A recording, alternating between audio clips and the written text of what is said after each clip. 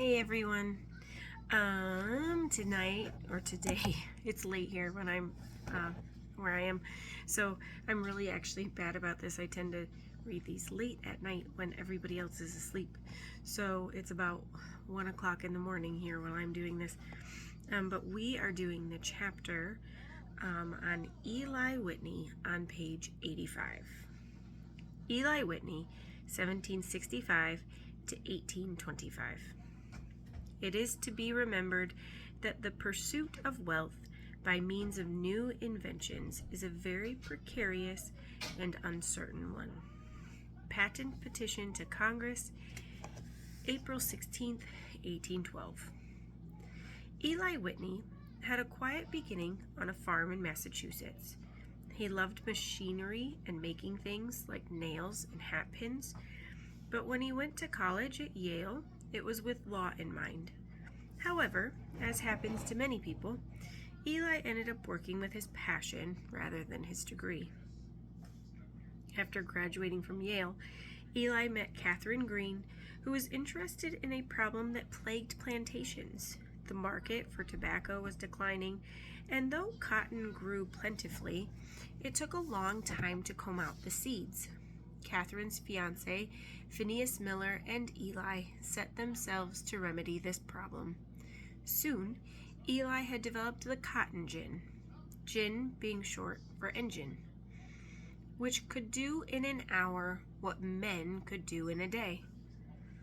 Eli also developed the interchangeable parts system for making weapons. Instead of having every worker put together a complete musket with parts that were incidentally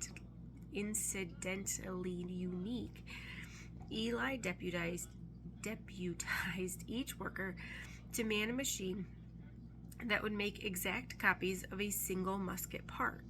The parts were assembled later. This way, if part of a musket broke, the part could easily be replaced because all such parts were made exactly alike.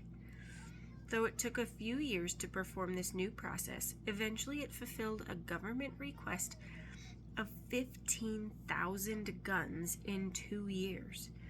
Eli's tireless spirit of invention is why he is sometimes called the father of American technology.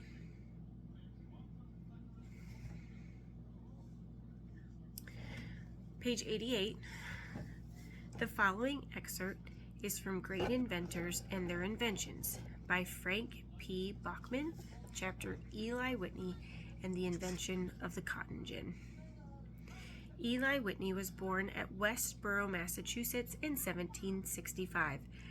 His parents lived on a farm and belonged to that sturdy class who provide well for their children and train them to be industrious, saving, honest, and honorable, virtues which boys and girls must have if they are to lead clean lives, be useful, and be truly successful. As a mere boy, Eli had a passion for pulling things to pieces to see how they were made and how they worked. His sister tells this story. His father's watch was the greatest piece of mechanism Eli had seen as yet. He was very anxious to look inside of it and to examine the works, but was not permitted to do so. One Sunday morning, observing that his father was going to meeting and was leaving at home the wonderful little machine, he made believe that he was sick as an apology for not going to church.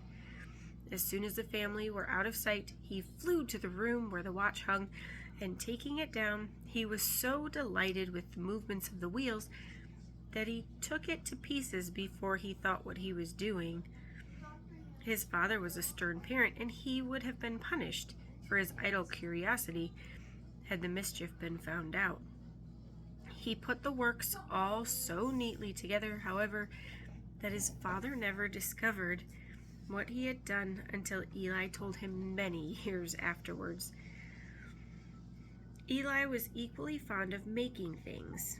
Our father, writes the sister, had a workshop and variety of tools, also a lathe.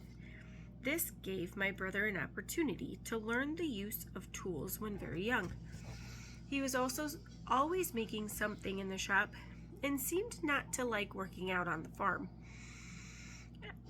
On a time after the death of our mother, when our father had been absent from home 2 or 3 days, on his return he inquired of the housekeeper what the boys had been doing. She told him what B and J had been about. "But what has Eli been doing?" said he. She replied, "He has been making fiddles." "Ah, I fear Eli will have to take his portion in fiddles." Eli was not more than 15 or 16 years old when he began to put his gift for making things to practical use. It was the time of the Revolutionary War. Nails made then by hand were scarce and brought a good price. Eli proposed to his father that he give him the needed tools to make nails. The father did, and it was not long before Eli was supplying all the neighbors for miles around. Besides, he put new blades in broken knives and did different kinds of curious jobs in a way which exceeded the skill of the country smiths. When the war closed, it was no longer profitable to make nails, but fashion came to young Whitney's rescue. The ladies of the time used long pins to fasten on their bonnets. Whitney made these pins with such skill and finish that he had a monopoly on the trade.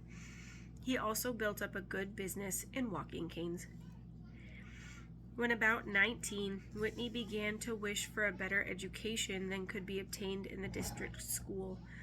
By working in his shop and by teaching school for 2 winters, he saved enough money to make a start. He entered Yale University in the fall of 1789. When a boy like Whitney enters college now, he is almost certain to take a course in mechanical engineering.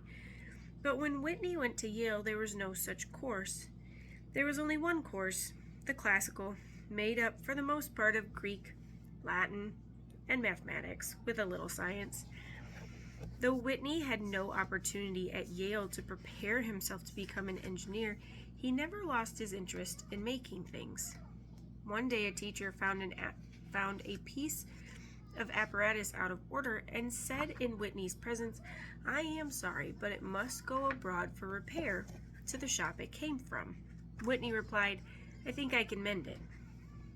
Within a week, the machine was as good as new. Visiting the South.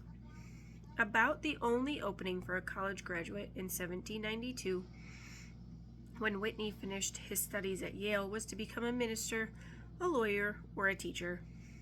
Few college graduates thought then of going into business, and there was little or no engineering work. Whitney decided, at least for a time, to take up teaching, so he secured a place to tutor the children of a wealthy gentleman at Savannah, Georgia. On the same boat for Savannah was Mrs. Nathaniel Greene, widow of the famous General Greene. Mrs. Greene saw that Whitney was a young man of character, and the two became well acquainted before they reached Georgia. When Whitney arrived at Savannah, he found that his employer, instead of being willing to pay $100 a year and board for the teaching of his children, as he had promised to do, was now unwilling to pay more than $50 a year. Whitney refused to take the position. This left him in a strange city, without friends and almost without money. Mrs. Greene, on hearing of his troubles, invited him to her plantation some 12 miles from Savannah. Whitney was not long in winning the hearts of Mrs. Greene's children. His skillful hands, his skillful fingers, made for them many wonderful toys, and he repaired others that were broken. Nor did Mrs. Greene's respect for Whitney grow less as she came to know him better. She soon learned also that she was entertaining an inventor of the first rank. One evening, while making a piece of embroidery on a frame called a timbre, she complained that the frame tore the delicate silk threads of her work. An evening or two later, Whitney presented her with a frame to do the same work, but made in a different way. The new frame was much better than the old one, and Mrs. Greene wanted to know where he had obtained it. To her surprise, he replied, "Oh, I just got it out of my head." Early in January 1793, 3 former comrades of General Green's visited Mrs. Green. Being planters, they talked of farming and about what could and what could not be raised at a profit. They all agreed that much of their upland would raise good cotton, but there was no profit in growing cotton because it cost so much to separate the seeds from the lint. Sorry about that, my little girl just had to get water. They deplored greatly the lack of a machine to do away with this tedious and costly work, whereupon Mrs. Green said, "Gentlemen, why don't you apply to my young friend Mr. Whitney? He can make anything." Whitney was called in, but when he learned what the planters wanted, he assured them that he did not know how to make such a machine. Still, to have the need pointed out to him and to be asked to make a machine aroused all of the inventive genius there was in him. Inventing the cotton gin. The very next day saw him on his way to Savannah to get some cotton in the seed. Returning, he told Mr. Miller, who was at that time manager of Mrs. Green's plantation, and afterwards her husband, what he intended to do. Mrs. Green also became a party to the secret. They were scarcely less enthusiastic than Whitney himself. A room in the basement of the house served for a shop. Here they set up a workbench and assembled a few common tools. This done, Whitney set to work. In Asia, the West Indies, and along the coast in the south, a crude kind of roller gin was in use, made of 2 rollers, which revolved very close together. The seed cotton put in on one side was drawn between the revolving rollers as clothes are drawn through a clothes wringer. The seeds too large to go between the rollers were broken off and dropped down on the opposite side from the cotton. This roller gin answered fairly well for the black seed cotton of Asia and the West Indies, and what little was raised along the coast in the south, as it has a long fiber and large seeds loosely attached. With a roller gin, one man could clean from 50 to 60 pounds of black seed cotton in a day. But the roller gin would not clean the green seed cotton raised on the uplands of Georgia, which has a short fiber and small seeds firmly attached. Whitney, however, obtained a valuable suggestion from the roller gin. He thought it would be a good idea to make a machine which would shove or thrust the cotton through slits so narrow that when the cotton was thrust through, the seeds would be torn off just as they were broken off when the cotton was drawn between the rollers of the roller gin. How could such a machine be made? Whitney's first successful gin had a hopper to hold the cotton, iron bars placed close together in pairs formed one side of the hopper, and heavy boards the other. Reaching well up into the hopper was a wooden cylinder armed with rows of wire teeth, curved slightly back from the direction in which the cylinder moved. When the cylinder turned, the short wire teeth grabbed small bunches of cotton and thrust these through the slits between the iron bars. The pressure of the cotton on the sides of the slits pulled off the seeds, which dropped into a trough, while the cotton fiber was drawn on through the slits. Most of the fiber fell from the wire teeth.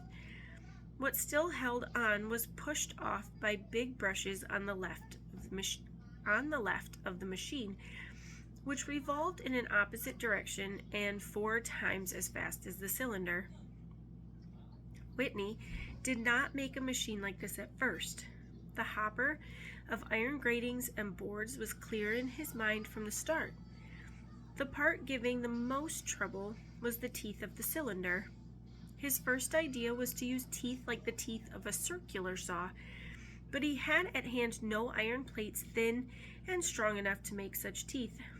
Fortunately, there arrived at this time at Mrs. Green's a coil of heavy iron wire, brought to make a bird cage for the daughter. The sight of this wire suggested to Whitney making wire teeth. The wire was too large and had to be drawn smaller. This was slow work with Whitney's crude tools, but he was an expert. Had he not drawn thousands of bonnet pins? Trial after trial was made with wire teeth of different lengths and shapes. He finally learned that teeth about an inch long and curved slightly back from the direction in which the cylinder turned were the best, and would take out all the seeds and not greatly injure the fiber. But every little while the teeth would become clogged, and it was hard work to get the cotton off. Mrs. Green one day saw Whitney working away cleaning the clogged teeth. "Why don't you clean the cotton off this way?" And she began to brush away with a hearth brush. "Just the thing!" exclaimed Whitney. Forthwith, a revolving brush was set up just back of the toothed cylinder. Toward the end of the winter of 1793, Whitney completed his first machine. It was hardly finished before Mrs. Green invited a number of friends in to see it work. With Whitney's little gin, scarcely harder to turn by hand than a grindstone, one man could clean as much cotton as 50 men cleaned in the old way. The planters looked on in amazement and were quick to see that with this machine to take out the seeds, they could raise cotton at a good profit. They congratulated Whitney on his ingenuity. They urged him to get a patent at once, telling him that his invention was sure to bring him wealth and honor. Whitney was too much of a Yankee to be averse either to wealth or to honor. He and Mr. Miller entered into a partnership to take out a patent and to make and sell gins. Mr. Miller was to supply the money. So enthusiastic were the planters over the outlook for raising cotton that it was hard for them to keep such a secret to themselves. Before long, the news was all over Georgia. Crowds gathered from all parts of the state. The machine had not yet been patented, and Mr. Miller would not let them see it. One night, the shed in which it was kept was broken open and the machine carried away. It thus came about that gins were made after Whitney's idea before he secured his patent. Seeking the reward. Miller and Whitney, as the firm was called, made a mistake often made by young men. They wanted to make a lot of money, and they wanted to make it quickly. Instead of asking a modest sum for the use of a gin and letting anyone make one who wanted to, they proposed to build and own all the gins that were to be used. For ginning the cotton, they proposed to take from the planters each 1/3 pound of clean cotton. This was an exorbitant charge. The very best cotton planters resented such a price and were angry at what they called a monopoly. The gins built for use at this time had as a rule 80 rows of teeth and were worked by 2 horses or oxen or by water power. With such a gin, one man could clean 5,000 pounds of seed cotton or prepare from 1,000 to 1,200 pounds of clean cotton for the market in a day, which is as much as 1,000 men could clean by hand. Is it any wonder that these 2 young men had visions of great and immediate wealth? From the first, Miller and Whitney found it difficult to obtain the money they needed to build a factory and to procure tools and materials. To build gins in large numbers also proved a bigger undertaking than either of the partners had supposed, for in the days when the cotton gin was young, there were few skilled mechanics, and there were no self-acting lathes or planes or drills. Everything was done by hand. Then, too, the young men had bad luck. The factory which they built in New Haven, Connecticut, was hardly in good working order before it caught fire, and building machinery and finished gins were destroyed. Though steps were taken at once to build a new factory, this accident lessened the number of gins they were able to make. As late as 1796, they only had 30 gins of their own at work in the whole state of Georgia. In the meantime, the production of cotton in the South increased by leaps and bounds. In 1792, the year before the invention of the cotton gin, There were raised and sent out of the United States 138,000 pounds of cotton. In 1793, about 487,000 pounds were exported. In 1794, about 1 million, and in 1800, about 17 million pounds. The planters put in cotton, expecting to take the seeds out of it with one of Whitney's gins. Even if the planters had been willing to pay £1 out of every 3 for ginning, and there were many who were not, Miller and Whitney had not and could not possibly have built gins enough to clean the entire cotton crop. What were the planters to do? Were they to let their cotton stand in the field and spoil because there was no gin owned and made by Miller and Whitney at hand to clean it? Were they to stop raising cotton because 2 young men had a patent on a great invention and had a foolish idea about how to make a fortune out of it? The planters did what it was natural to expect them to do. They had some nearby carpenter and blacksmith make them a gin, and with it they cleaned their cotton. Seeing what the planters were doing, Miller and Whitney gave up the idea of making and owning all the gins used. They now tried to collect royalty of $200 a year on each gin in operation, a tax of $200 a year on a machine which a local carpenter and blacksmith can make at a cost of from $50 to $100, and which had cost the inventor but 3 months of effort, was excessive. A few planters paid the fee, but most of them refused. An agent sent out through Georgia to collect these royalties was not able to get money enough even to pay his expenses. Miller and Whitney had other troubles quite as serious as trying to collect royalties from planters.